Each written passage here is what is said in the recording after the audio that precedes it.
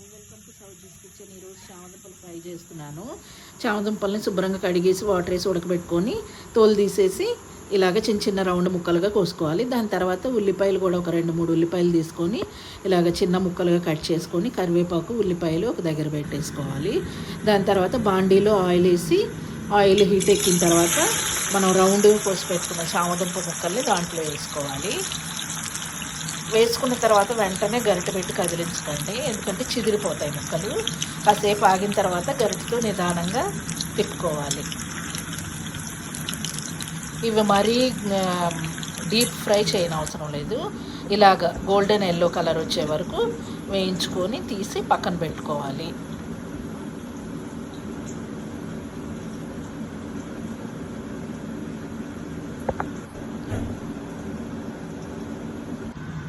దాని తర్వాత బాండీలో ఇంకొంచెం ఆయిల్ వేసి దాంట్లో పోపు దినుసులు వేసి వేయించుకోవాలి. పోపు దినుసులు పచ్చిశనగపప్పు, చాయమినపప్పు, ఆవాలు, జీలకర్ర వేసేసి వేయించుకోవాలి.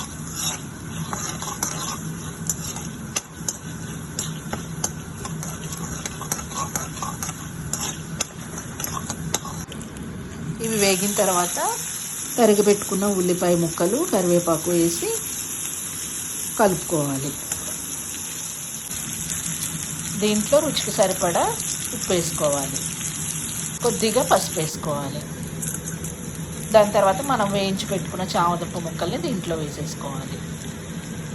ఈ చామదుంపల ఫ్రైకి ఏంటంటే వేయించిన శనగపప్పు కారం చాలా బాగుంటుంది. ఆ వేయించిన శనగపప్పు కారం ఎలా చేయాలంటే వేయించిన శనగపప్పు, ఉప్పు, కారం, జీలకర్ర, వెల్లుల్లి రెబ్బలు వేసి పొడి చేసుకొని ఆ పొడి ఈ ఫ్రైలో చల్లుకోవాలి. చాలా టేస్టీగా ఉంటుంది. మీరు ట్రై చేయండి. ఈ వీడియో మీకు నచ్చినట్టయితే కనుక please like, share and subscribe my channel అండి. Thank you.